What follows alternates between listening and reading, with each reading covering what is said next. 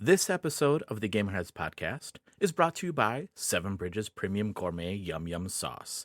Enhance every bite with our savory blends of flavors, perfect for meats, vegetables, and crispy treats. Whether you're dipping, drizzling, marinating, grilling, roasting, or snacking, Seven Bridges Yum Yum Sauce takes your culinary experience to the next level. Get yours today and make every meal a gourmet delight. Hi, I'm Celia Schilling from Yacht Club Games. Hey, this is James from Mega Cat Studios. Hey folks, this is Matt, aka Stormageddon from Reignite and the Fun and Games Podcast. This is Stephanie from the Boss Rush Podcast and the Boss Rush Network. Hey, this is Mark and Keon from Bunte Avond. Hey, this is Sebastian with the ProNerdReport.com and the Single Player Experience Podcast. Hi, this is Chris. Mike. And Garrett from Daylight Basement Studio. Hey, this is Baron J67 from Level 1 Gaming. Hi, I'm Jacob McCourt from the Left Behind Game Club, Crossplay Conversations, and Video Game Trivia. Hey, this is Todd Mitchell from Code Right Play. Salutations, this is Mike Carroll from Stroll Art. Hey, this is Jeff Moonen from Fun and Games Podcast. What's good, y'all? This is Adam from Respawn Aimfire. Hey, this is Patrick from the Backlog Odyssey. Hey, this is Rune from Runic Codes. Hi, this is Andrew from Spalato Bros. Hi, everyone. Jill Grote here from the Indie Informer. Hello, this is the Crypt Master, and you're listening to Roger You're listening to Roger on the Gamerheads Podcast.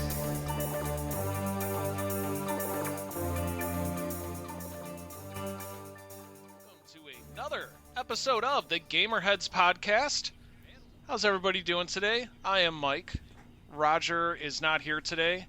You know what? I can't improv something that he's doing. Phil, he's bootlegging gin right now across the Canadian border. He's taking it back to the motherland. Oh, that's right. Well, he kind of blew the whole operation then there. You know, he gets confused sometimes, and he took a left turn at Albuquerque, and he ended up in Calgary. He's got a whole Smokey and the Bandit situation going. Eastbound and down. There we go. All right, that's an old movie. That's a. Look it up. We've already lost everybody, damn it. We've already lost, yeah. All right, well, hello, everybody. So Roger's not here. I am Mike. With me, as always, is Mr. Phil. That's me. And we're going to introduce some new crew members to the Gamerheads family. But before we get into that, let's go ahead and give a big welcome to our Patreons. Phil? Thank you to our Patreons, Jill, Matt, and Sarah, for the support of the Gamerheads Podcast and GamerheadsPodcast.com. You too, fellow listener, can be a member of our Patreon family by going to patreon.com/Gamerheads and signing up for as little as $3 a month. And then we use that money. That's all I got, man. Well, we use that money for things. Yeah, to put new tires in Roger's car from bootlegging all the gin. That's true. That's true. And paying for hips. Yes, that too. Oh my goodness. All right, so let's see. Yes, thank you, Patreon members, and if you wish to donate to the Gamerheads family, what was that again, Phil? Patreon.com/ /Gamerheads Pod? I don't know. I made the entire thing up. If you go there and it's not there, just go to Patreon and search Gamerheads Podcast. You'll find it. Give us money, damn it. We're like PBS, but nicer. And we also ask that you visit our website. And Phil, what's the name of the website that they can go to The rate name of that reviews? website is... I accidentally swallowed beer down the wrong throat to start with. GamerheadsPodcast.com, where you can get reviews, read news articles. Interviews. You can buy stuff. There's interviews. Sure. There might even still be links to other podcasts. Roger is selling a 12-month calendar of himself. Really? Yeah, all these different pinups Ooh. of Roger with different game systems. Damn it, I was hoping he was in big floral sundresses. But that's June. You just spoiled the June one. Can I buy 12 months of June? Yes. We'll see what we can do. Maybe if you're a Patreon supporter, we can get that to you. That's a $10 tier. You see, yeah. All right, so you see, everybody, this is how the show goes. It's just total chaos, and it's stupid, and we all make idiots of ourselves. So, all right, so we're going to actually welcoming to our new crew members that are here. We'll start. Trina, you've been on the show before, so why don't you go ahead and introduce yourself and just again, and just let us know, what are some of your favorite games and or video game genres? Yeah, so my name is Trina, and I've been here before, of course, and Roger's not here, so I can't make fun of him, but I'll try my best to throw a little sass the other way. Yeah. I have been playing a lot of the very small indie games lately, and one of them is Symphonia that just came out today, and another game that I have sunk way too many hours in for no good reason, Lost But Found. Outside of indie games, I really like playing Destiny. I really like playing Final Fantasy XIV. So a lot of games on my plate, but still gaming. Awesome. All right. Thank you and welcome. Trina, when we get to games we're playing, I'm going to ask you about Symphonia. I'm intrigued by that game. Yeah, of course. Cool. All right. So next up, Zeb. We'll let you take the floor. Tell us a little bit about yourself. I've reviewed a couple of games so far for Gamerheads, like Baby Blues Nightmare and Pinball Spire, and I love video games. Favorites genres have to be like shooters and adventure. Basically, genre is story. If it has a good story, I don't care what kind of gameplay it is, I'm going to want to play it. What would you say your favorite shooter is? Cyberpunk. Okay. Ah. That's a And long. adventure. How many hours did you put into that one? Because that's got 3 different stories, right? You could be 3 different backgrounds. I've done 3 playthroughs of that game so far, and I was I'm gonna say, when really are you gonna do your next playthrough? I really want to do a 4th one because I always pick like a main weapon of choice to keep throughout the whole playthrough, and so I just want to keep doing it over and over again. Nice.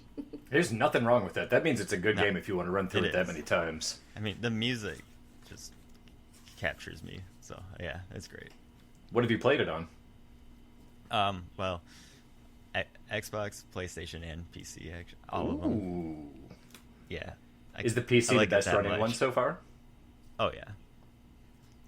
Yeah, it's PlayStation and Xbox prettiest. comparable at this point. I see. It's not a fair comparison because I have a Xbox Series S, so it's not as powerful as like the X would be. Because I would feel like the X should be compared to the PS5, but the S is like a lower budget, so it can't compare, I think. But I mean, it ran fine. That was the first time I played, or that was the first way I played it was on Xbox, and back when everyone said it was glitchy, and I didn't have a problem. Nice. So yeah. Cool. Well, welcome aboard, Zeb. Thank you. And Jake, you are next. Tell us a little bit about yourself, buddy. Hi. I'm Jake. So, I haven't actually reviewed anything for Gamerheads yet, but hopefully soon. Keep an eye out for that. For games, kind of all over the place. I really like RPG games. Any sort of like fantasy, I'm super into, but then I also am really into like more farm building games as well, like Stardew Valley and Palia and stuff like that as well. But I'm also huge into like Dark Souls games, like those really difficult games. So I've been doing a lot of that. So yeah. Nice. Do you prefer, for your RPGs, do you prefer turn-based or action? Action. Action. Yeah. Good but answer. yeah, I do like turn-based. Like I've been a huge Pokemon fan for a super long time, and that's kind of like the root turn-based, you could say.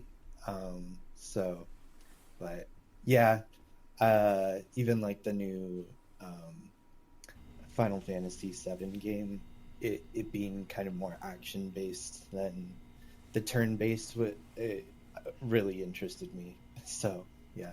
Cool. Awesome. Well, once again, Jake, welcome to the... Go ahead, Phil. What do you typically play on when you game? Sorry? What do you typically play on? Like, what is your console or PC of choice? Oh God, PC. I also have a Steam Deck that is really good for kind of like more like turn-based or like farming sims. You know, like anything that's not you can throw on a TV show and just kind of play on the Steam Deck is really fun. But I also have a PlayStation 5 and a Switch. So, okay. Nice. Main reason I asked is because there was a new farming simulator type of game that just dropped on the Xbox on Game Pass. I don't remember what it's called off the top of my head, but I was curious if you would check that out and your thoughts on it. Yeah, I don't know. Is it that Overthrown? Yeah, it's called something like Overthrown or some shit like that. Yeah. Okay. Yeah, I'll have to take a look. I thought I read that. Who is it? Platonic, the developers who made Yooka-Laylee, they're working on a farming sim game. No kidding. Oh, really? Yeah, I mean, I might be wrong, and that's why we need Roger here to fact check me, because I could just make stuff up. Say, yeah, sure, why not? Yeah, yeah. Sega's coming back into the hardwares. Yeah, Dreamcast too. So, but that looks pretty interesting too. All right. Be like a. What was that, Jake? Sorry. I was just gonna say, I wonder if it'd be like a Banjo-Kazooie farming sim. No, that'd be some shit. Yeah. I think it's like a pixel graphic type game. Okay, cool. So, do you get into games like Civilization and SimCity as well, or do you just enjoy the farming aspect of things, where it's just the mindless build, not mindless, but the building out of like a plot and or a house and type of running that shit? Yeah, I had a fair bit of time in Civ. I played a lot of Civ 5 when that was out, and then I did play a fair bit of Cities Skyline, opposed to like the SimCity and stuff like that. But yeah, those are two really, really cool games.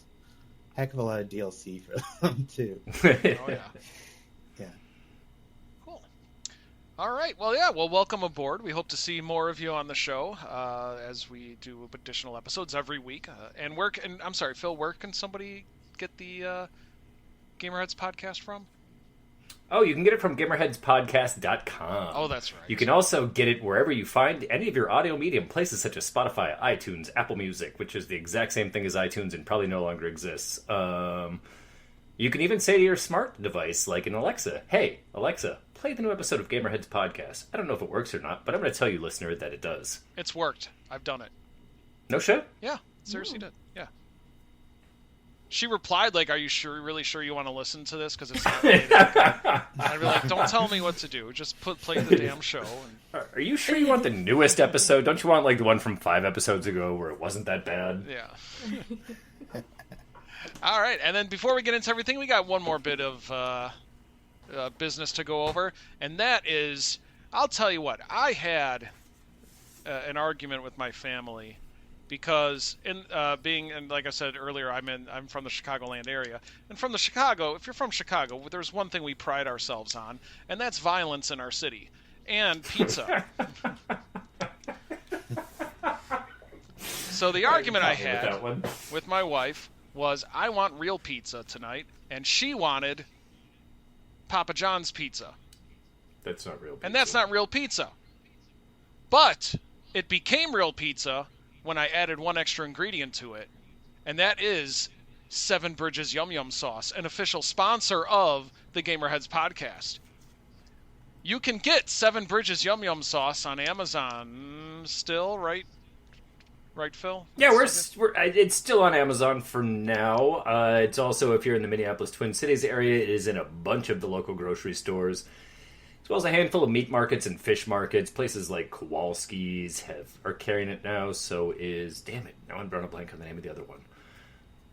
There's another local grocery store that's also carrying it. We also have it in a couple of the Shields around here as well, which is mainly known as a sporting goods store, but they do have a food supply section. And I still have 3 bottles for each you and Roger that I need to send out to you, but I am anti-post office. Get the Pony Express. Get it that way. Go old school. I was gonna say, it's been like, what, 2 months since I've Trina, been have I already told you to watch your damn mouth or no? Great, Trina, no, keep up the sass. I love it. Just don't direct it at me. Keep it going over there. You're over there. Oh, well, you're I'm over there here. on my Trina's right He's there. over there for me.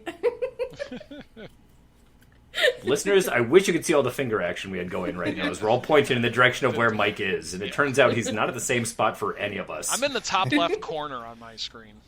I don't know if I'm supposed to correct the reflection. That's where you are for me, top left. Yep. Yeah, you're in my top left as well. Oh, all right. Well, then I'll stay You're here. pointing at me. Trina's right here. But anyways, yeah, 7 Bridges Yum Yum Softs. It takes terrible pizza and makes it edible. That should be the slogan. If you're a big fan of Papa John's pizza, here's the thing: if you're a big fan of Papa John's pizza, you don't have to take offense to it. Their breadsticks are good, and they have these cinnamon pull-aparts that are awesome. So, and the garlic butter is decent as well. The garlic butter is pretty good, yeah. But it's better when you add 7 Bridges Yum Yum sauce, available now at your fine retailers in the Minneapolis area. And Amazon. Mm-hmm. All right. Maybe even directly off the website, too, I think. And directly off. What might that website be?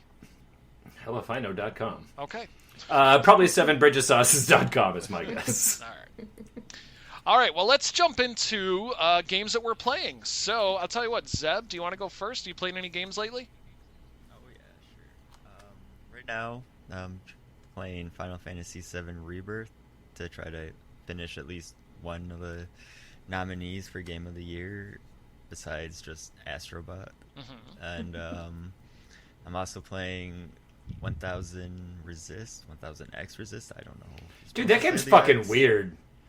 I'm like 3. I'm on chapter 4 right now, and if that's the game I'm can thinking, kind of see where it's going. But yeah, it's an odd one. But everyone's been talking about it, so I had to see it, and it's also nominated in the Indie Game of the Year show. So it's like kind of hitting, well, 2 birds with 2 stones, I guess. But playing 2 games that are both gonna be in a Game of the Year kind of aspect. Nice. And I've been enjoying both. Good. Now, have you played Astrobot? Yes. Let me ask you a question. In your honest opinion, is it a killer exclusive? What I mean by that is that one game worth buying a PS5 over? And the reason I bring this up is because I have some trade-in credit and I have some gift cards, and the PS5 is on sale, and I can get it at a good price. Don't steer him wrong. Don't look at me like that, right. Phil. Don't worry, I still love my Switch. So you don't... I'm not, man. What? I was looking at 1000X Resist. I was curious if it's the game that I played or not. It is. That game's weird as shit. So I already have a Switch and a Series X. Right. And I go back and forth of whether or not I should get a PS5. And I'm excited about Astrobot. I'm not a big Final Fantasy person. Sorry. But I like Silent Hill and I like Astrobot. That looks pretty fun. So I'm just wondering if, in your opinion, and anybody else who played it, feel free to chime in. Is a PS5 like you could say? Okay, again, I'm going to age myself here. The Nintendo 64 was worth it for Mario 64 alone, or for GoldenEye alone, to me. Those exclusive games. So, would you say the PS5 is worth the purchase price solely for Astrobot? If you're a huge fan of platformers, I love 3D platformers. Love them. And no like old PlayStation history, like PS1, PS2 era. Mm-hmm. I think the nostalgia. Like I smiled though. I couldn't not smile the entire time I played it.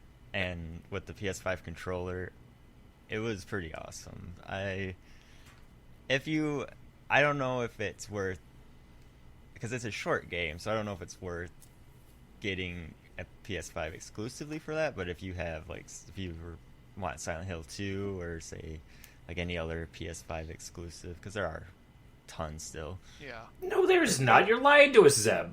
You're as bad as Trina. There's still more Rude. exclusive. You started this, Trina. PlayStation than the Xbox. Well, I also am gonna throw in that Ghosts of Yotai comes out next year. Fair. And I am very, very excited for that. And I would buy a PlayStation 5 for that game. alone. So. All right. Zeb, in all fairness, I'm a huge Xbox fan, and I'm not anti-PlayStation by any means. I just don't have a PlayStation 5, and I do everything that I can to talk myself out of wanting and or needing one. I get it. That's what I do was too. like that. Yeah. So I have to poo-poo on people that are all pro PlayStation, and it's mainly because I don't want to spend the $500 on playing the 3 games that I can't play on the Xbox. Right, and I mean, if you wait a year, it'll come to PC anyway. Yeah, that doesn't do me I good just either, don't Zeb. want to wait. Yeah. I don't want to wait. Oh, okay. Yeah, if you don't have a PC, then get both. Also, the I don't know. Does the controller work on PC as well? The PS5 controller? Yeah. Like, does it have? Yeah. Yeah, there's some games that apparently I need to actually verify this for sure, but I've heard that there are some games that have come out on Steam that if you use the PS5 controller give you the same haptic feedback as if you were playing on the PS5 console. So in theory, they could release Astrobot on Steam and give you the controller, maybe a bundle would be perfect, controller and the game, so then you could play it, because you really need the controller to play it. Okay. All right. And Phil, it's $400 now at GameStop. Yeah, but that means I got to go to That means you gotta GameStop, go to and GameStop, and I know we went on anti-GameStop rants a few months ago. You don't want to get the PlayStation 5 Pro? No, and don't spend start. $700? No, please start the debate. I don't think there would be a debate. It's There is no idiotic. All right, so Zeb, you played anything else? Usual my go-tos are Destiny 2 and Final Fantasy 14, which I'm pretty sure Jake's gonna say the same, and Trina, and that's for. But yeah, those are my main 2 games that I go back to. Do you 3 all clan up in Destiny? Is that how you guys all know each other? Mm-hmm. Yeah. That is dope. Yep. That's awesome. Have you guys met in real life? I've met Trina and I have. Yeah. I haven't met Jake yet. He's Canadian, so it's hard. Yeah. I wasn't going to point out the fact that I detected the small Canadian accent. That is so cool that 3 of you guys know each other from Destiny. Some of my best friends I know from playing Overwatch, and I think it's fantastic that the gaming community actually brings people together on this type of a level where, you have entire text threads, and, I've met those 2 guys in real life. I hang out with them at least once a year. I go and visit them, or they come and visit here. It's awesome. That's so cool. Nice job. Sorry, I'm stoked. Yeah, it's been cool. That's awesome. Well, Jake, how about you? What have you been playing? Oh God. Okay. So I got back into Enshrouded. I picked up that game, I think in March. I think, and I played a good amount of hours into it, and kind of got to a point where it's an early access game, so I've kind of got to that point where I had everything, and I was content with it. So I haven't picked it up in a couple months, and they just added a new biome, and brand new. You can have livestock and pets and everything. They've added so much stuff, so I've been really enjoying that game. It's so much fun, and it really itches my RPG, as well as kind of my building sim type of game. So yeah, I've been really enjoying that. Nice. Yeah. For knuckleheads like me, Jake, give us a basic run through of what Enshrouded is. Imagine you're playing Skyrim, and everything is breakable. Okay. And you can pick up those pieces and then build your own stuff. Okay. So there's a skill tree. There's a huge skill tree in it. There's lots of monsters to fight and stuff. But then there's this. It feels like 2 separate games. It could be 2 separate games. but it's so well put together, and like just the way that you can build in that game, I've never seen anything like that in any other game.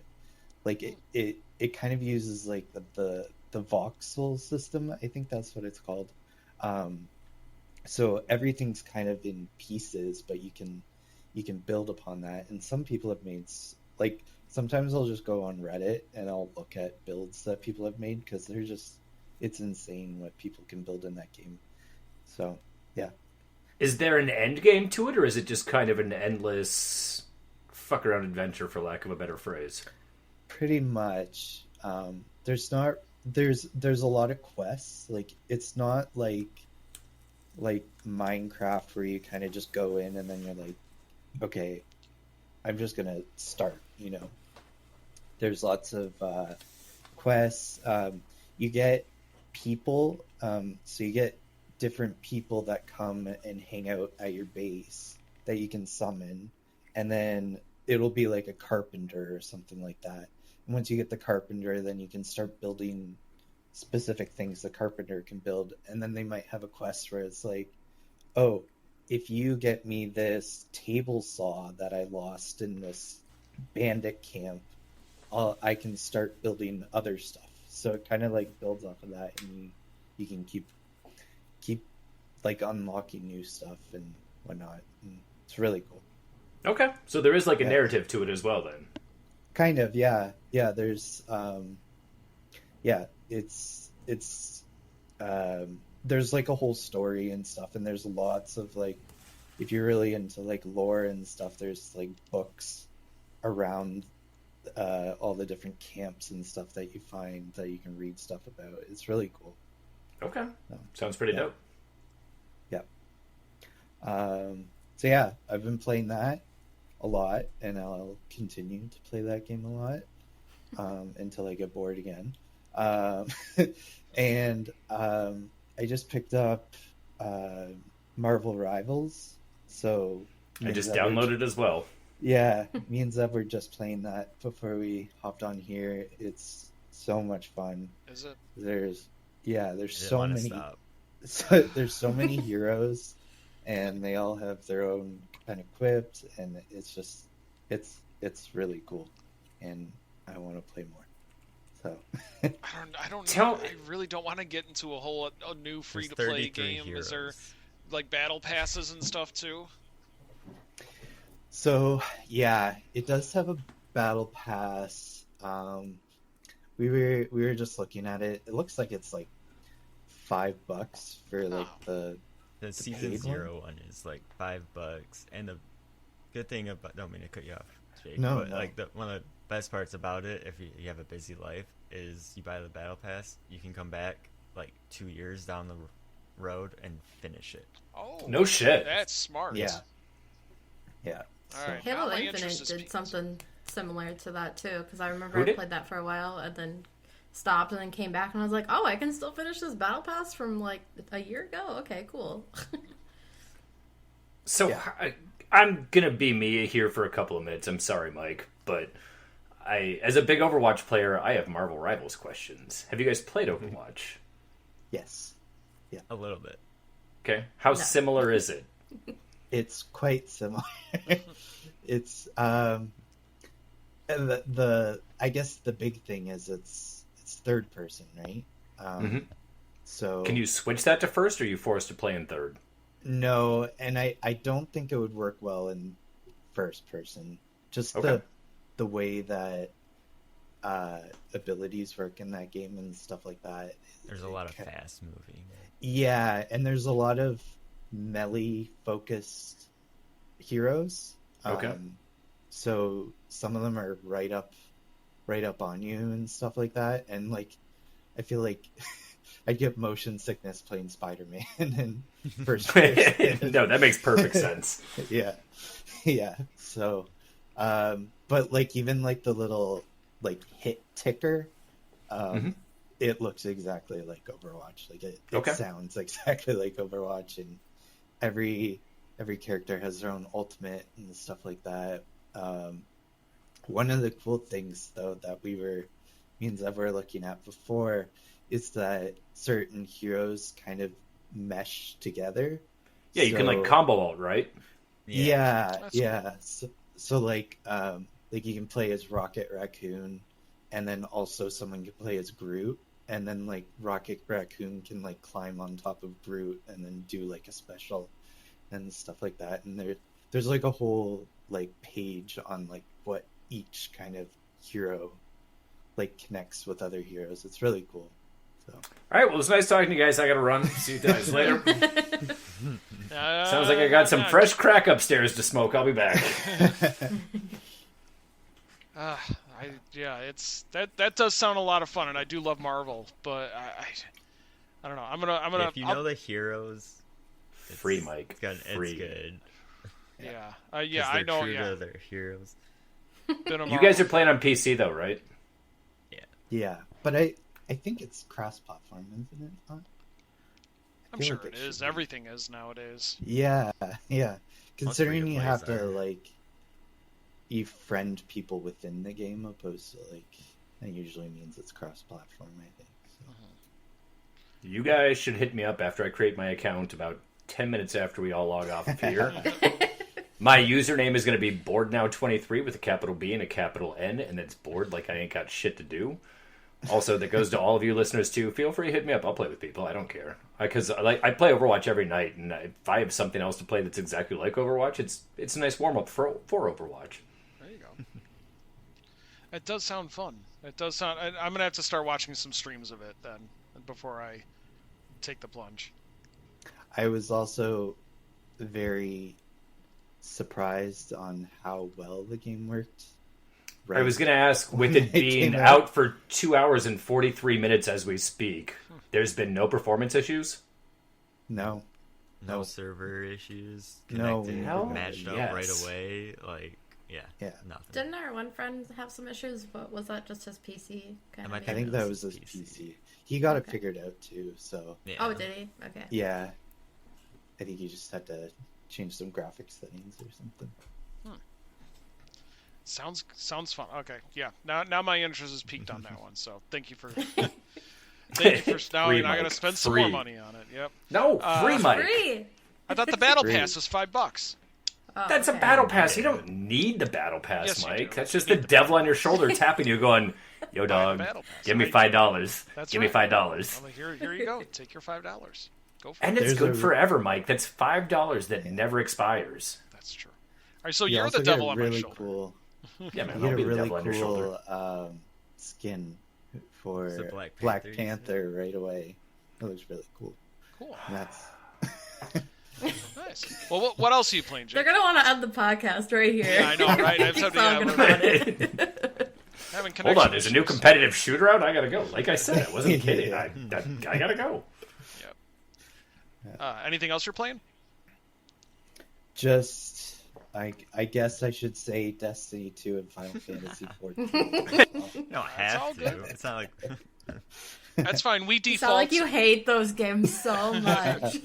Yeah, Phil and I have our default games too, so yeah, you feel free to say Destiny 2. No problem. Oh, I hate Overwatch in the show. I just keep going back to him because I'm an addict. Yep. Cool. All right, Trina, how about you? Well, I'll start out with our default games, Destiny 2 and Final Fantasy XIV. But yeah, I mentioned some of the games before. So Lost But Found, that came out last week. And I don't know why I sunk so many hours into it, but I think it's just kind of more of the satisfaction. So essentially you are a person who works at an airport, but you're not like TSA or anything. You're the person that gets like the lost items. Yeah. And people come up to you and you give them their lost item, and there's like crazy items like a cat in a cage or a sandwich, and it's like, why is this person coming for this lost item? But all right. And then there's like other elements to it too. There's like a homeless guy that asks you for something, and every time he gave me a note and it just said like ducks, and I was so confused. I don't know why he was giving me a note about ducks. And there's also a black market. You can buy like fancy tools and stuff with the money that you earned. Like, one of them was like a magnifying glass to see how much items are worth and stuff. So if you have a lot of stuff on your table, you can like throw things in the trash if it's like only worth $5 or something. And there's a store, and then you can also get like promotions in your job and stuff. And I don't know, I think I'm on day like 63 or something. I have played way too much of this game, and there's a couple like buildings that said like more content coming soon, so I'm sure they have some updates and stuff planned. But I don't know, I've been sinking a lot of hours into it. Is there an end game to that as well, or is it just open world endless? There is. I technically have beat it. There's a bank or whatever, and you give it 30K, it says, you beat the game, congrats. And I'm like, I don't really know what that means, but I did it. So Yay, I think me. there's an element of, like, you're supposed to, like, send money home or whatever. So I think maybe that 30K is, like, you're moving out, you're living big or something. I don't know, but there's some story piece that I think is missing yet with that game. But Okay. it's still very good. What are you playing on? PC. I tried to play it on my Steam Deck last week when I was at my parents' for Thanksgiving, but because it was like only a day or two old, it wouldn't let me quite play it yet. So wouldn't work very Got well. it. Gotcha. Yeah. I think I saw it on sale on the Steam Autumn sale, and it looked interesting. Is it like a puzzle game? Or is it... Kinda not really. Like, items will come on the conveyor belt. You'll take the items off the conveyor belt to put on your table. If you don't take them off, you lose money. And then people will come up to you and say, I lost this item, and you just have to, like, drag it to them. And then some items will have, like, mini games associated with them. So, like, you click on it, and you, like, take a sticker off. Or one of them that I didn't find until, like, day 50 was a briefcase, and it has a combination lock on it, and I opened it up, and all the times before that when I would open it up there was nothing in it, and then on day 50 I opened it and there's a freaking bomb inside. And I had to defuse the bomb, and I didn't defuse the bomb correctly, and it blew up, and it was game over, and I was like, what the heck? Where did this come from all of a sudden? So it did have some, like, fun surprise elements to it, for sure. That's interesting. That's it. Yeah. I'm going to have to take a look at this one, too.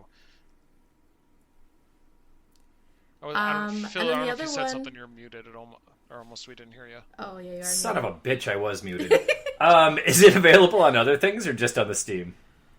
I'm not sure. I have not looked, so... That's fair. Steam for sure. I put you on the spot. I would maybe hope Switch, because No. it seems like Phil doesn't like the Switch. No! He hates Oh, it. That's his okay. thing. Well, It's not a thing, it's a real thing. I don't know. I'm just making Yeah, stuff now you're up, talking the right so- language, Trina. Thanks for coming back. I knew I liked you. Then the other game that I have been playing at least this week is Symphonia. And after this podcast, I will be getting my official review up on the site. And that game just came out today, actually, but I obviously played it ahead of time.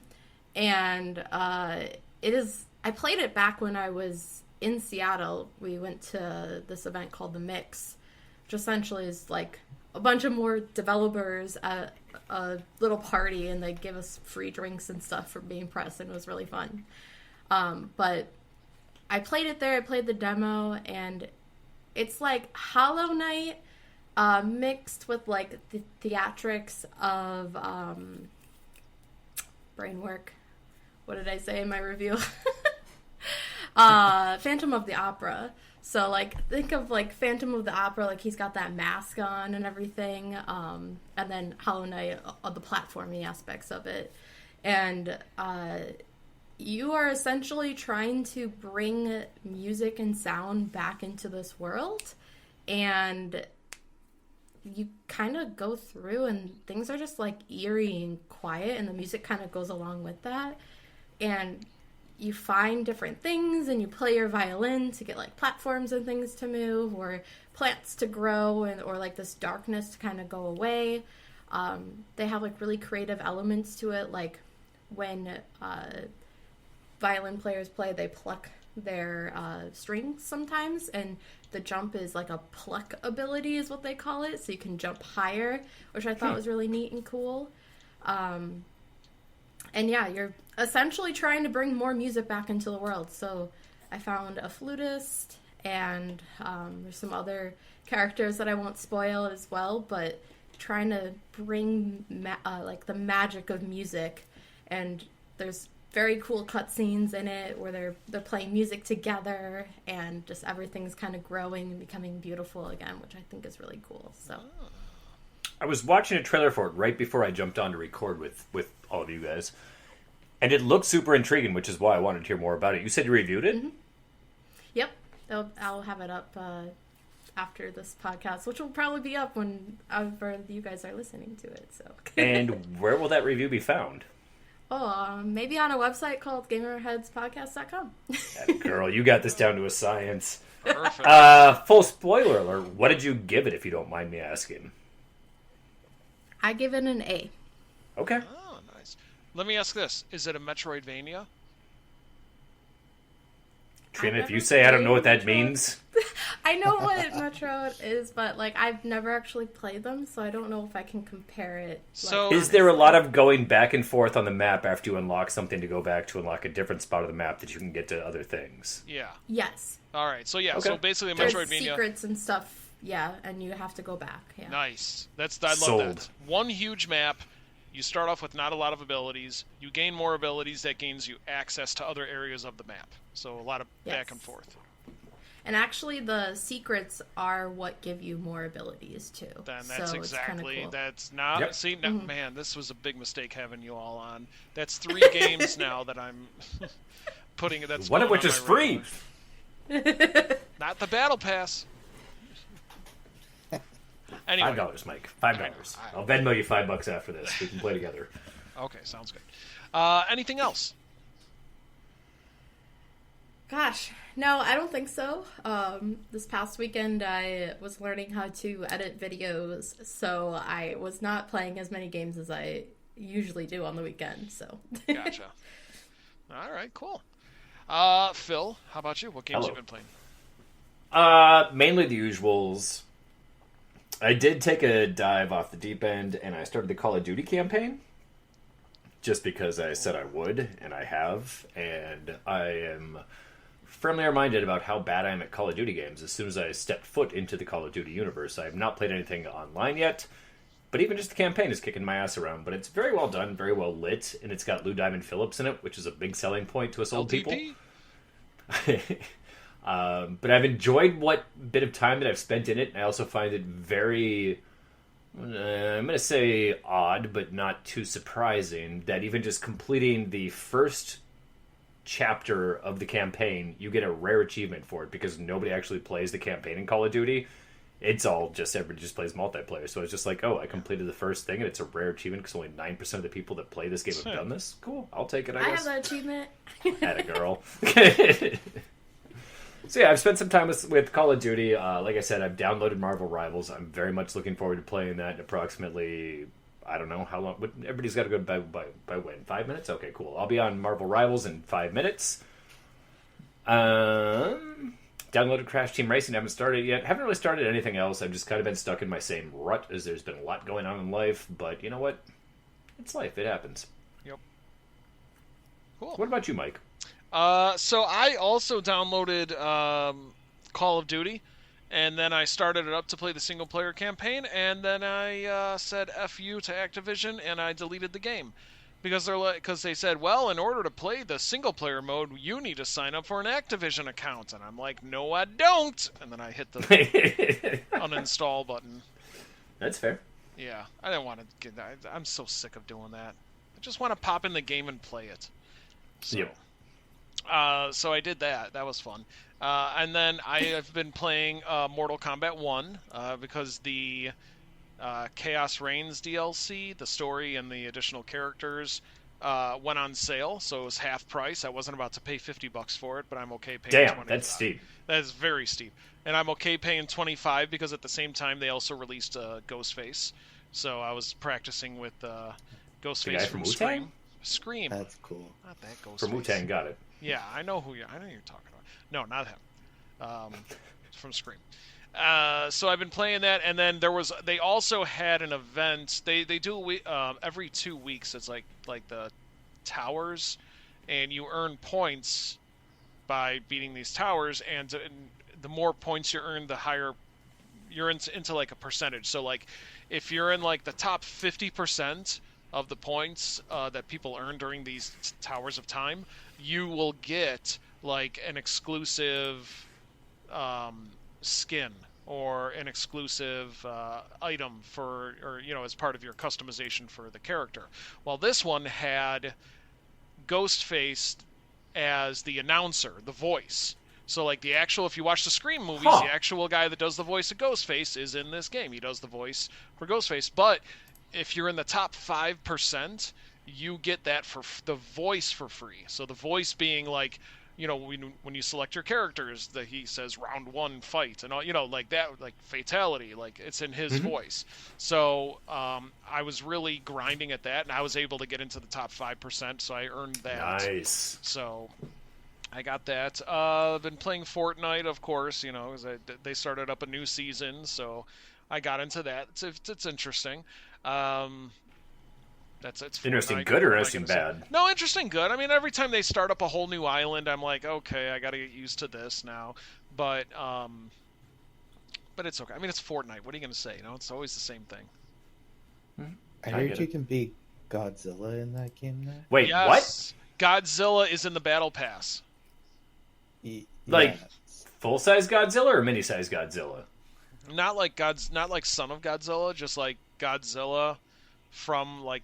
And I think it's the Godzilla from the Godzilla Kong movies that have been coming out recently. Yeah, it looked like. But I saw him doing the gritty. Yeah. Oh, that makes me feel dirty on the inside. Jake, take it back. There's a picture of you can do shoes now in the game too. What? Shoes are part of like, you can choose your outfit and stuff, but shoes. So somebody actually has Godzilla in Air Jordans slamming a basketball. In Mike, Fortnite. I will uninstall Fortnite if you keep this up. I didn't do it. I didn't make the I know, game. but you saying these things makes me want to just get rid of it. But yes, but apparently full-size Godzilla is going to be in the game too, supposedly. Damn it! And now I just reinstalled it.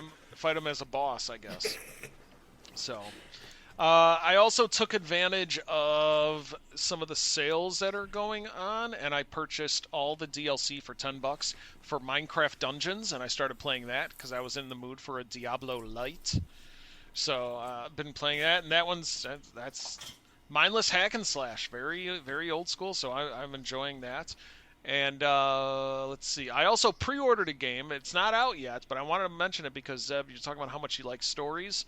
I pre-ordered and downloaded the Legacy of Kain Soul Reaver 1 and 2 bundle, the remakes. If you like stories, these are great stories. They're written and directed by Amy Hennig, who went on to do the Uncharted games. Oh, okay. So it's old school, but if you like Zelda-style gameplay with a bit of a gothic, darker vampire story, look into Legacy of Kain Soul Reaver 1 and 2 remastered. Those were games I always... those were PlayStation, PS1 games. PS1 and PS2, right? Yep. Yeah. Yeah, so I never got to play those, but I always saw them and I thought they looked really neat. Did you ever play the Darksider games? Oh, I love Darksider. Yeah, the Darksider games rule. Those games are fun. Yeah, it kind of reminds... it kind of looks like that in a way, but more updated, I guess. Yeah. And there's a little more puzzles involved in the old Soul Reaver games as well. It's got the Zelda aspect of puzzles to it. Yeah. A lot of sliding blocks and phasing through things, and yeah. Nice. But no, it's fun. So I'm looking forward to playing that. Other than that, and you know what? I will be happy to say this. I downloaded, I think it was like $2 on sale on Xbox, Sudoku Classic X. Oh, you did get it. I did get it. Roger laughed at me. I'm like, I don't know why I'm looking at this game. Son of a LOL. Don't you LOL at me. I'll buy the game whether you like it or not. So I bought the game just to spite him. And I'm enjoying And then it. I gifted him a copy, too. That's right. But, I can't really get into it because it's Sudoku. You know, if I started talking about it, we'd be here for hours, right? But it's, you know, it's fun. If I'm just, like, listening to the radio and I got nothing to do before I go to sleep and I just want to relax, I'll just play a couple. There's 300 puzzles, so it's going to take a long time to get through this game. So, but it's less than that's a penny a puzzle, Mike. That's a good deal. Mm-hmm. Yeah, the controls are intuitive. Controls are easy. It's only got three songs on it, and each song is only about 2 minutes long. So, oh no, I'm singing along. Yeah, I'm humming along with the tunes like on my way to work and stuff. But yeah. Oh no, they're like earworms? Oh, yeah, boy. well, they're not good earworms. I mean, it's actually like they're almost kind of like songs you would hear at a Renaissance festival. You know what I mean? It almost sounds like medieval type music. Yep. Oh boy. Yeah. Heavy fluted songs. Yeah. Yep. Yeah, or if you're playing an RPG. On this episode. If you're playing yeah. If you're playing like an RPG and you wander into a town or something like that, the music starts playing. That's almost like that kind of music. So, but it's Sudoku. You know, what are you gonna do? I immediately thought of the Animal Crossing song as you said that it's just like the same songs over and over again. I was just like, yep. No, I love the Animal Crossing soundtrack, man. Animal Crossing, the 3DS one. That's one of my favorite soundtracks. Mm-hmm. Speaking of Animal Crossing, did you see they closed down the Pocket version, and then now they're releasing it again, but you just like buy the full game for mobile? Yep. Yeah. Those sons of bitches. I don't know how I feel about that yet. Yeah. Dirty, Trina. That's the answer. Dirty. I don't know. I was considering buying it. So. You are part of the problem, young lady. I know. Letting him get away with it. Yeah. It's $10 in January. Come on. You could buy 2 battle passes in Marvel Rivals for that much. You could buy Balatro on your phone for that much. Yeah. That's what I did. I haven't bought it on my phone yet. Yeah. Or you could buy a Starbucks. Starbucks. One Starbucks. Wait, I thought we were talking about games, not Starbucks. That's the wrong answer, Jake. That is the wrong answer. Wait, what podcast? Am I in control of this podcast? No, I can't kick him out of here. Damn it. Let's switch this back to my recording session. Yeah. All right, well, yeah, that's pretty much what I've been playing. So let's go ahead and let's jump into our main topic here, and that is next week is the Game Awards. Balatro Awards! Oh, sorry. The Balatro. I got excited. The Game Awards will be airing next Thursday, the 12th. I think that goes from like 7 till 10 Central Time, something like that.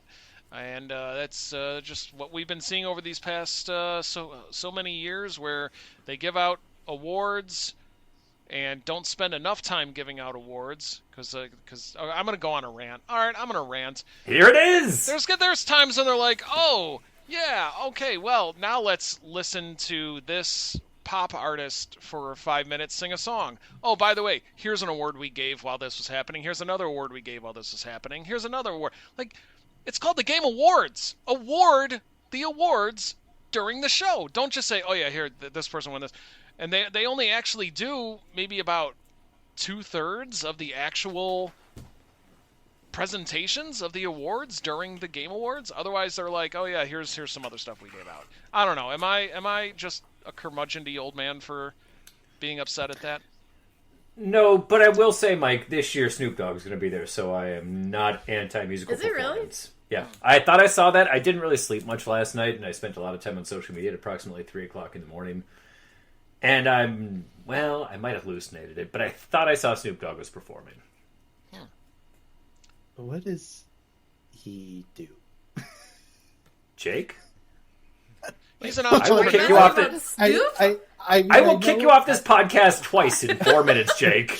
I mean, I know. Come on, Canadian. I know who he is and stuff like that. What? But I feel like, what does he have to do with the Game Awards? Well, he is a big gamer. You're fucking with me right now, right? He does game.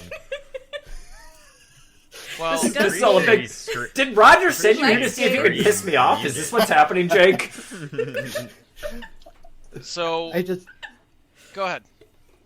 No, you go ahead. Oh well, with damn, Mike, he just put you in your place. Yeah, I know. He was in the most recent season of Fortnite, and his music was in it too, in terms of like the Rock Band game that you can play in Fortnite. Does he still do music? I think he. Like, yes. Okay. He just I think did he's more of a song. feature act now. Yeah. I just thought he was like some stoner. Well, whoa! He You is. watch your damn mouth. What? He's not lying. Trina, you're now my second favorite person on this podcast. Way to get promoted. Jake, I'm on your side. You are right. He is some stoner. I have never been anti-Canadian in my entire life until Jake stepped foot on this show, and now all of a sudden Canada's the worst place on earth. But I'm yeah, sure- I think it's. Here's the thing about Snoop Dogg: he's everywhere. It's like, Yeah, he's he everywhere. seems- Like I seriously, I he's went the to a. Shaquille O'Neal Yes. of video games. That's right. Exactly. Yeah. Yeah, he'll show if there's a dollar to be made, he'll be there. Like I went to a. I'm the same way. Well, I know, but you're not Snoop. Like we're not talking about. He Phil. was at the Olympics. The only difference between Snoop and I is the obvious one. Okay. So why was he at the And that's that I'm not a Olympics? multi-million-dollar hip-hop artist. Yeah. The rest of it, Because everyone all the loves same person. Snoop Dogg, Jake. Everybody likes him. He showed up to throw out the first pitch at a baseball game I went to over the summer, and everybody was just cheering for him. He's just a lovable scamp, apparently. And the best part about it is in like 1996 he was on trial for murder charges, and now all of a sudden he's just like America's lovable hip hop icon, and he's a dude that's legit killed people, and now all of a sudden everybody's just like, yeah, Snoop's great.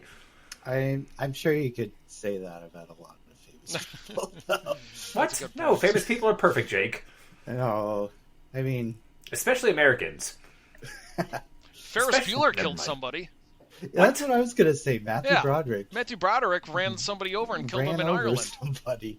Well, that's in Ireland. It doesn't count. Hey, now wait a second. Now. He didn't know what side of the road to drive on. Well, okay. Well, then that's not Ireland's fault. You're blaming Matthew Broderick still? Yeah. All right, that's fair. All right, good. Yeah, glad we had this conversation. All right, now where were we? Game Awards. Okay. Snoop Dogg. Let's. All right, so let's kind of blast through some of these categories, and we'll get your thoughts on who you think should win. So we'll start with Best Independent Game, and the nominees are Animal Well, Balatro, Lorelei and the Laser Eyes, Neva, and UFO 50. By the way, and if you've played any of these games, feel free to talk about them, and feel free to mention one you think that should win. I'm going to call it out, Balatro, but that's because it's the only game I played on the list, and I love Balatro. I do too. I went out of my way to play Neva, and the reason I know it's called Neva is because they say it multiple times throughout the game. So that way people didn't think it was never! Trina, what game did they make before this? Yeah, what game did they make? Grease. I'm gonna say it correctly. Oh, is it? Okay, yeah, it's made by the same people. But Neva, I absolutely loved. It has that same kind of vibe or element that Grease had, where you are bringing color to the world and stuff. However, this one has combat and stuff involved in it. So you're fighting off this evil spirit essentially. I don't know if we ever got a name for it, but it's bringing darkness to the world and essentially kind of killing all the wildlife and things that make the world happy. And there was actually some pretty emotional moments because my pet died and came back to life, or I went back in time. I'm not quite sure, but they were kind of my pal and helped me solve puzzles and do different things, and you got to pet it and you called Your pet up in the for game Neva. died? Yeah. That's way too powerful. I'm not playing this game. I know, it is pretty powerful. But in the end, everything was fine. Like, I saved the world, and my pet was still there, so. Okay. Do you think it's award-winning worthy? Yes. Oh, all right. I watched Roger play Lorelei and Laser Eyes, and I was so confused. I don't know what was happening. And I That's saw because Roger was Annabelle playing a tree, you could be honest. At PAX, and it wasn't my jam. And I'll be honest, I've never played Balatro, and I've never played UFO 50. Trina, shame on you. Balatro is a So Neva's my winner here. All right. I'm gonna just put my hand in for. I think Balatro's gonna win, but I also want to say something about Animal Well.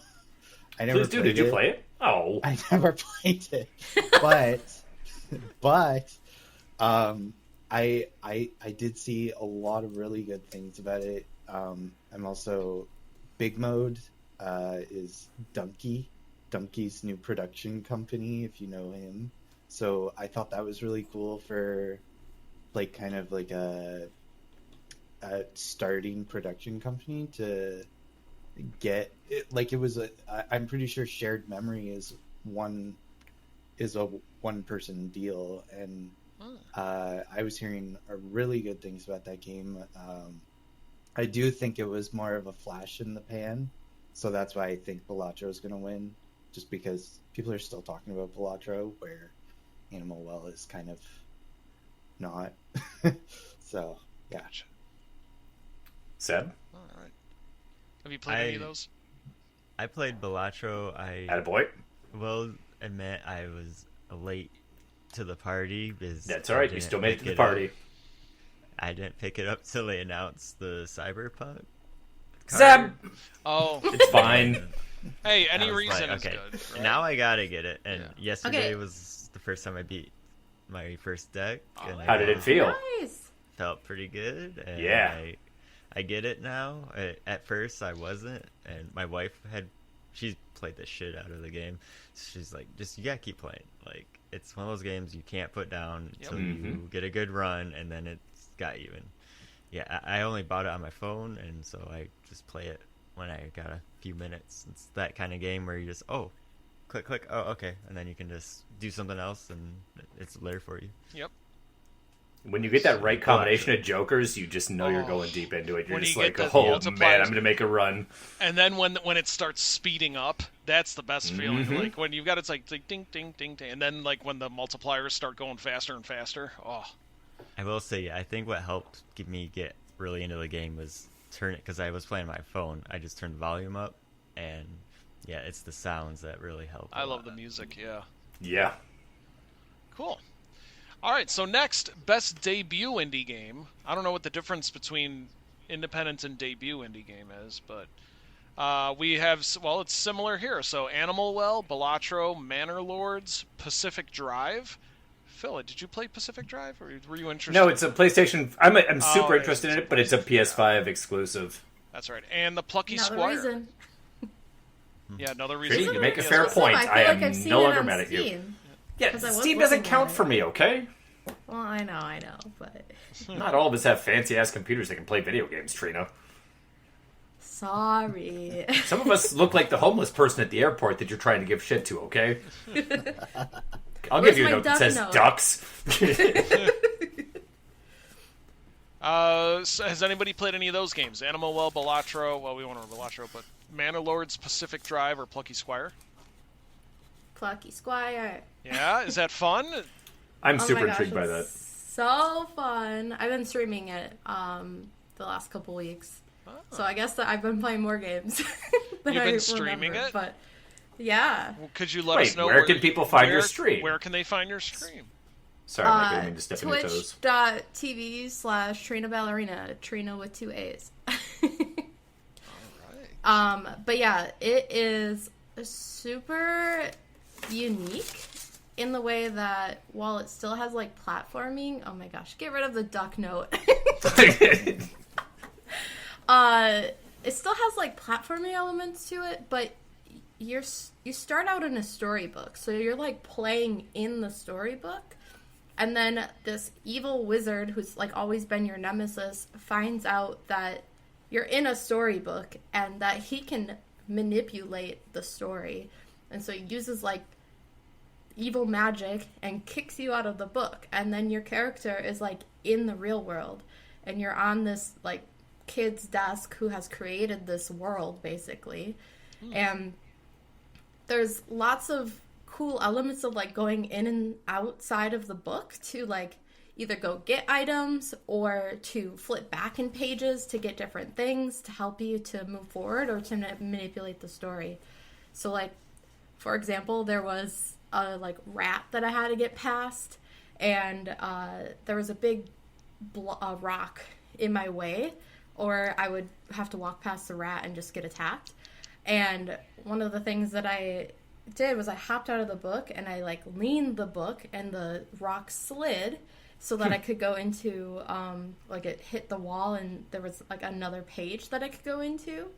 And then I got an item from in there, and then I could slide it back, go back a couple pages, grab the word cheese, bring it back, and change the word rock to cheese, and it turned into a block of cheese, and the rat ate it. Oh, wow. So it's like super cool. Like you can manipulate the story, and you're not like nothing's ever a wrong answer in terms of like changing the words and stuff. It's not always just like the thing that's going to move you forward, but you do get like fun achievements and stuff. Like I made like a tiny mouse and while that wasn't the right answer, I got an achievement for doing it. So I was having fun like going back to a bunch of pages and grabbing words and just seeing what I could create, because they have figured out every possibility basically and like make the story do that for you, which is really cool. Nice. Yeah. So that's my winner out of those ones. So you're saying it's worth playing? Oh yeah. 1010%. Excellent. Cool. All right, next one. Best family game. Astrobot. Let's see. Princess Peach Showtime. Super Mario Party Jamboree. Legend of Zelda Echoes of Wisdom. And once again, The Plucky Squire. I'm going to say The Plucky Squire because it's the only one that's available on the Xbox, and the rest of the games can go fuck themselves. Wow. My vote is Astrobot, but I honestly think with accessibility, because most people do have a Switch. Zeb? So, we've done so good up until this exact moment. Well, it's like it's almost outsold the PS2 at this point. But I'm going to say because of how many people own a Switch, Super Mario Party Jamboree is probably going to get Best Family Game. And it looks fun. Yeah, and that's a good point because out of all those games, so Astrobot, single player... Oh, no, there's a multiplayer aspect to it, right? No? All right. They've got time trials and stuff too, right? Or speed running. Astrobot, single player. Princess Peach, single player. Echoes of Wisdom, Plucky Squire, single player. Jamboree, party game. I did play Echoes of Wisdom. I thought it was a really fun game. I think the fact that there's so many different ways you can achieve a goal is really cool, and I can see a lot of kids enjoying that, probably sitting down with their parents and thinking about ways to get through certain things. It could be a good family game, I think. And, okay, that's a good call. Yeah, it's very cartoony, stuff like that. It's a really fun game.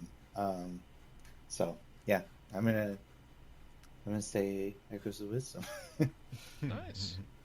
I have to go with Sub on Super Mario Party. I feel like it fits the family category better. Yeah. I hate to say it, but Zeb talked me into Jake. Mario Party as well. I enjoyed Jake's reasoning, but Zeb talked me into it, and sorry, man. You know what? I'm gonna say Mario Party 2 now. But no, you can't do that. We changed your mind. I enjoyed your argument about like everybody sitting around and like discussing how to get through different puzzles. I think that's a fantastic idea, but the actual multiplayer facet of Mario Party, I think, is going to carry that. If we lived in a perfect world, Astrobot would win. Astrobot, no. Yes, I think Echoes of Wisdom should be on this list at least.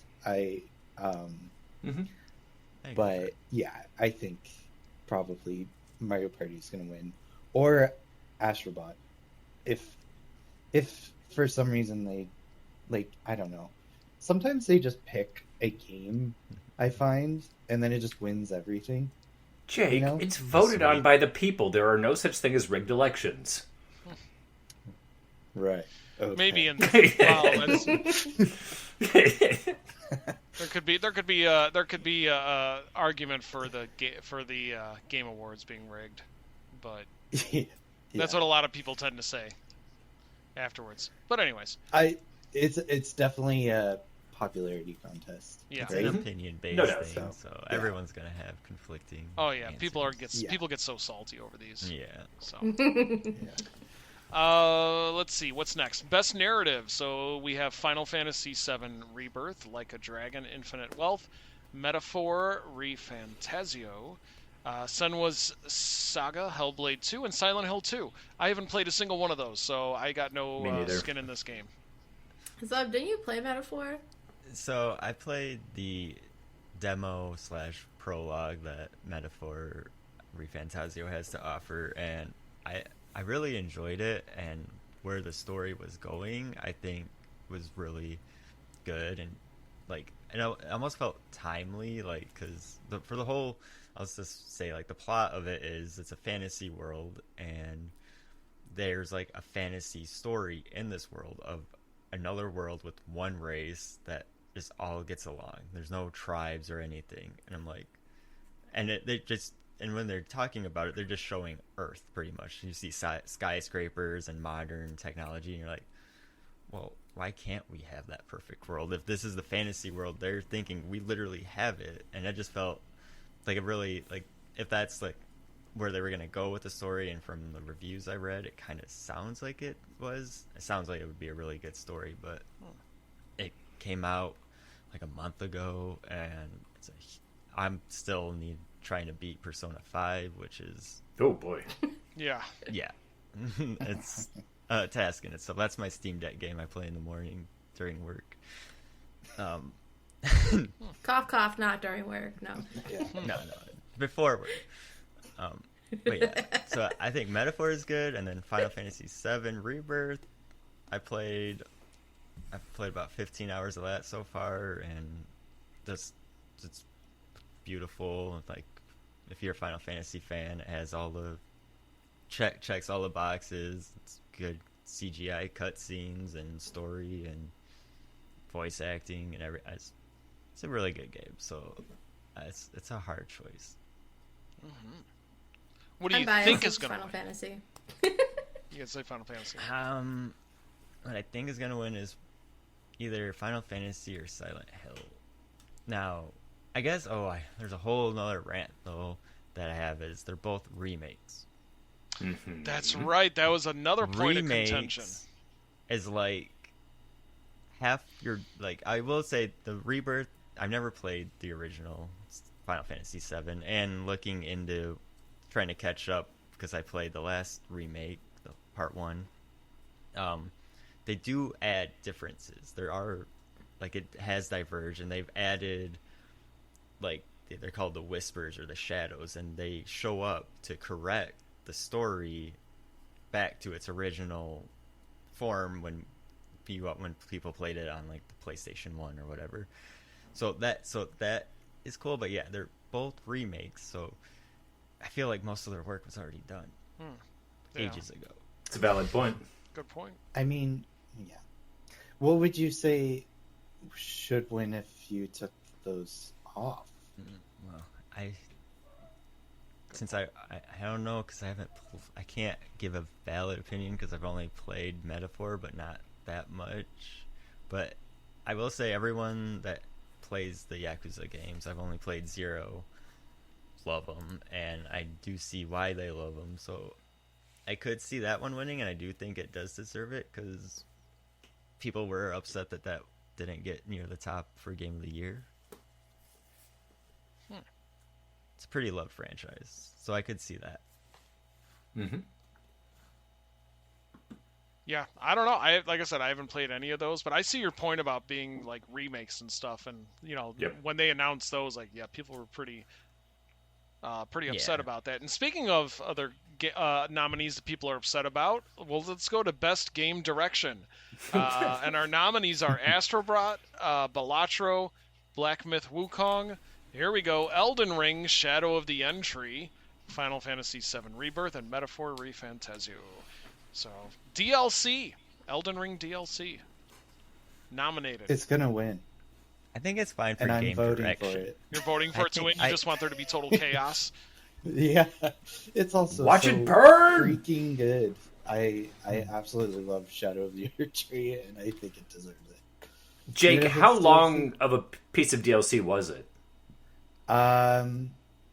I would say about 30 hours. Okay, that's full game. Oh, that's good then.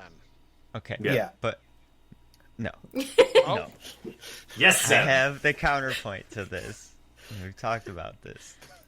When you boot up Elden Ring, you have to play the base game to get to the DLC. Oh, okay. That doesn't make it its own game. At least when Cyberpunk had Phantom Liberty, when you boot up the game, it just says, do you just want to jump right into Phantom Liberty? We'll give you the XP that we think you would have gotten by the time you would have reached this point, blah, blah, blah. Just jump into it. I wanted to play Shadow of the Erdtree, especially before the Game Awards, but I have to spend like 40 hours in base game Elden Ring just to get And that's not just 40 hours, Zeb. That's 40 hours of getting your ass kicked, an abusive 40 hours. Hey Zeb, I have a question for you. Yes, Jake. If you were to just jump into the Marvel Cinematic Universe and just go right into Avengers, do you think you would have a good time? Yeah. No. You need to yes, know everything. No, you would. They make each movie to be standalone, but the Easter eggs are there for the ones like you or I that pay attention to that stuff, so we can turn to our partner and be like, "Oh my god!" and they go, "Uh huh." True, but I think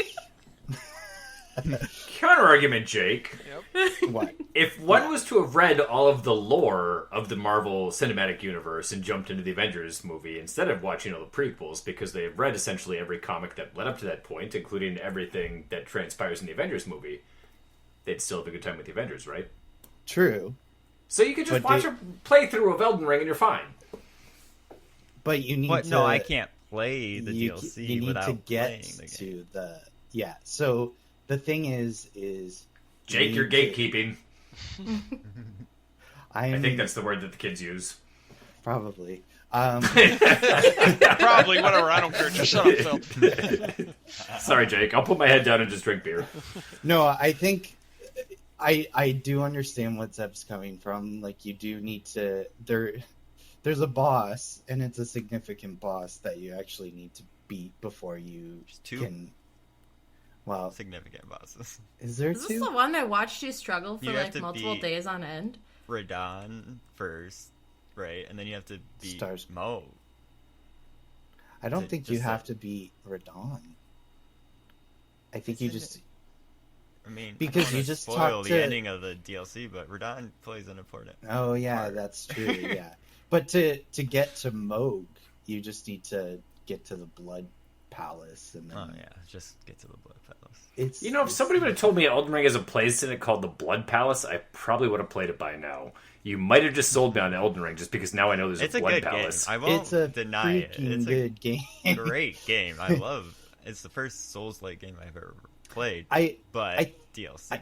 I think the thing too is that if you're gonna play Shadow of the Erdtree, you're probably a Elden Ring player. Like I can't see someone going into that game and being like, I'm just gonna pick up Shadow of the Erdtree. What is this other game I have to play? Like they're honestly, gonna know what I think it belongs in Best Game Direction because it is its own like story, right? It's something new. But I don't think it belongs in Game of the Year for that later talk is all. Oh shit, it is in Game of the Year as well.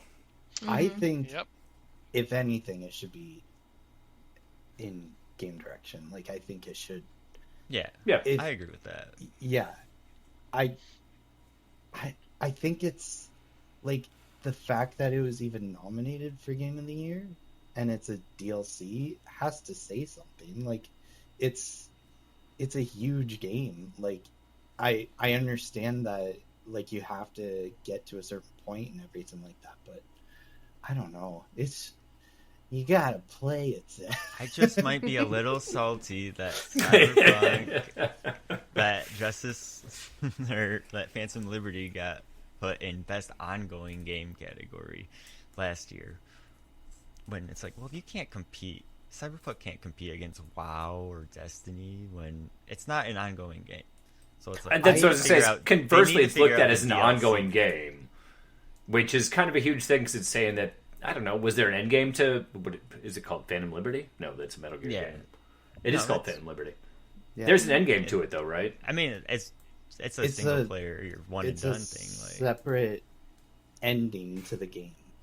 Yeah, like, but I guess ongoing game is different than games as a service, which is where you would throw a Fortnite, Marvel Rivals, and Overwatch, that kind of shit. So, I mean, ongoing game, I get it because it's an extension of a game, which you could make the argument that's where Shadow of the Erdtree belongs. What is in Best Ongoing Game? I don't know. We're not talking about that one here. Damn it. We're arguing about other things that are irrelevant. Yeah. I don't know. Oh, they got Destiny, Diablo, Final Fantasy XIV, Fortnite, and Helldivers. See, like, so those are all games as service. Mm-hmm. Yeah. I think that last year Phantom Liberty should have been nominated for like game direction, at least. For anything that Shadow of the Erdtree. Yeah. Like, I think this is just kind of a new thing that they're... I think maybe it could be a result of Phantom Liberty. True. And they're like, okay, this DLC also was huge. We also, last year, had so many games come out. That's also true. Baldur's Gate swept it. And yeah, it was a good year. Yeah. So, all right. Maybe it's just the fact they didn't have enough games to put on the list, and they're like, well, Shadow of the Erdtree came out. Give a point to Jake it's on that a rigged one. election.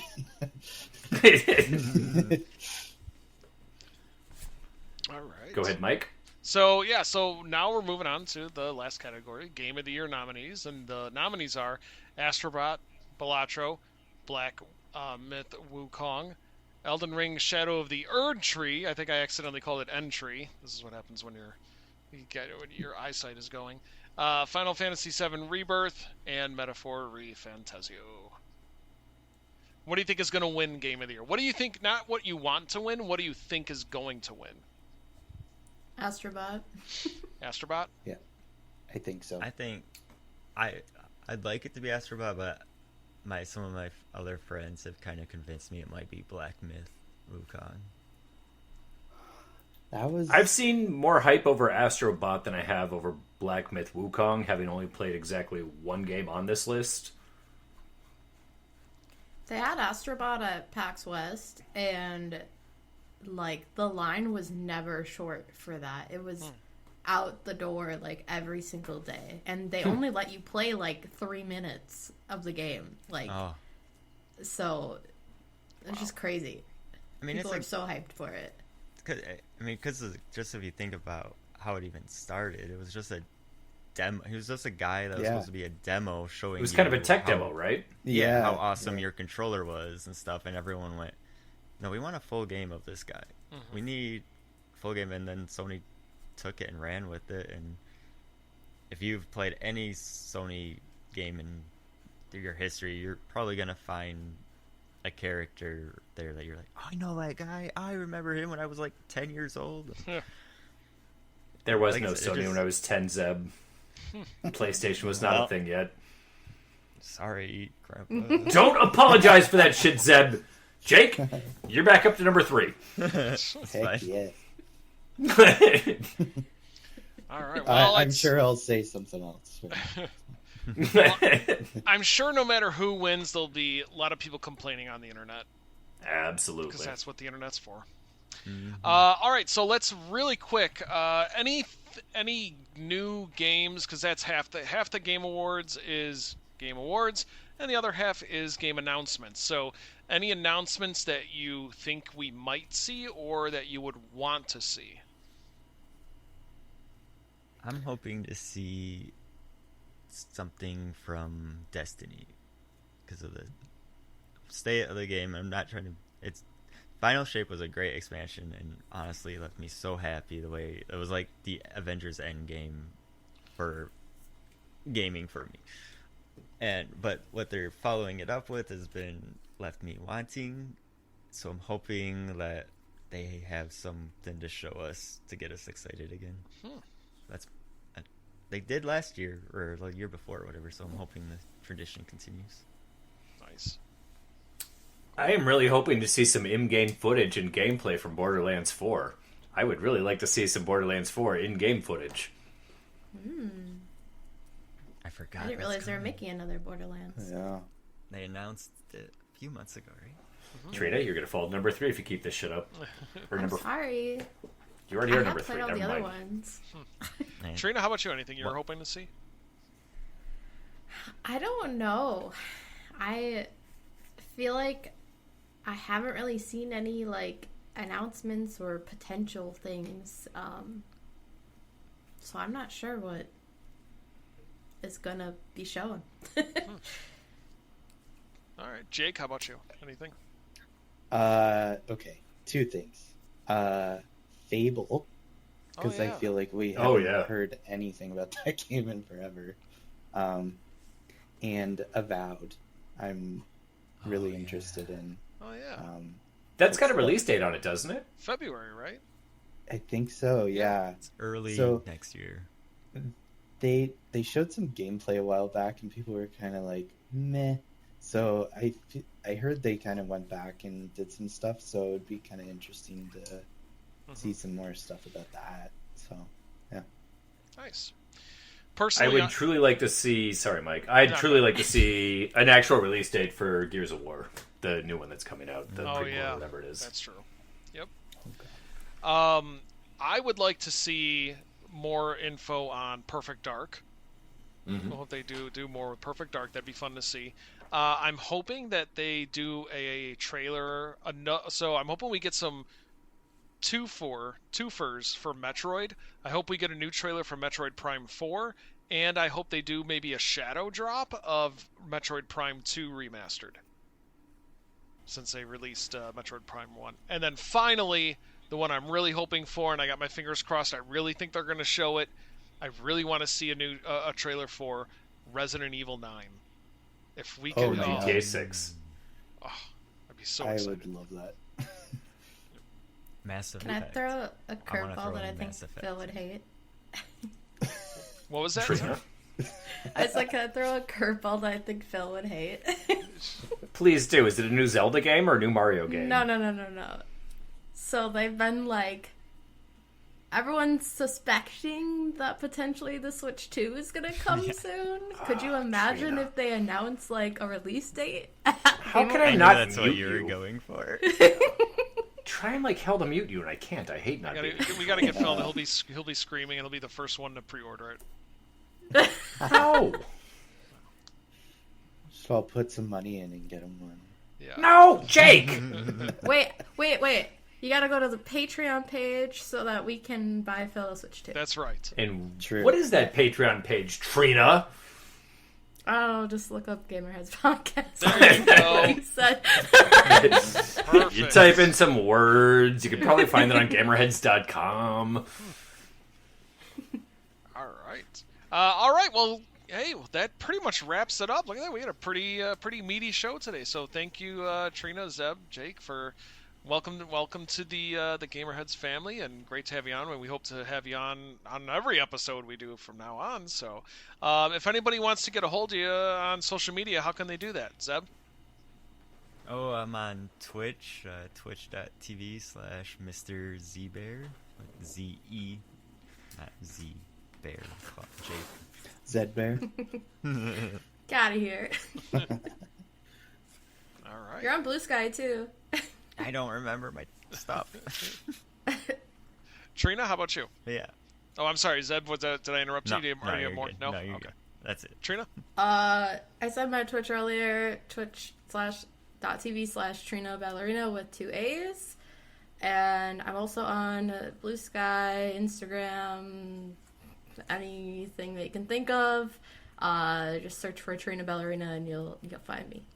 All right, Jake. I don't really have a Twitch.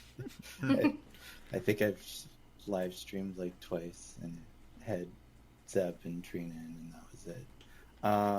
But you can on Blue Sky, I'm Clobinson with 2 B's. So. Okay, the 2 B's is not the confusing part. How about you start that? See, how did I start that name? No. Is it with a K or with a C? Oh, C. CLOBBINSON. Like the thing, clobbering time. You get it? Oh, I get it. Yeah. Do you get it? You know, Ben Grimm, the Thing from the Fantastic Four. Maybe you've heard of them, maybe you haven't. Orange dude. Looks like it's made out of rubble. And I'm not talking about a bunch of Barneys. That was good. All right, Phil, how about you? You can find me on, apparently, Twitter at BNow23. I think I'm also on Blue Sky, and I've never posted a damn thing there. Probably at BoardNow23 or BNow23. I don't really know. Yeah, man. All right. That's all I got. And don't worry about me. I don't do anything on social media. Neither do I, Mike. We're in the same boat together. I don't post, so yeah, I don't know, whatever. So, we right. DM each other is what we do on That's Twitter. right, yeah. That's all we do. That's right. All right. Well, thank you, everybody, for joining us. Zeb, Trina, Jake, Phil, thank you so much for hanging out with us today. And let's see. What else? Oh, if you want to see any of our reviews, articles, interviews, any information like that, you can go to GamerheadsPodcast.com. All right. And until next time, everybody, stay safe and game on. We'll see y'all next time. Have a nice night. So long. Say bye, you assholes. Goodbye. Bye. See ya. Take care. All right, let me stop. There we go. Okay, there we go.